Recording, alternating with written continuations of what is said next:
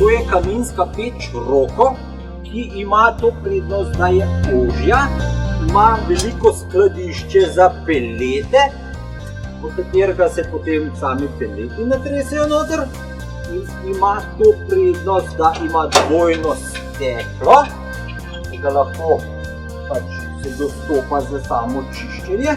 Ima neslišni dozirni polž za pelete, ki jih nosi gor, tako da ga ne boste slišali kot moteč faktor. Ima potem veliko to plošče, ko se odpelje stran, da ga lahko dostopate do njega.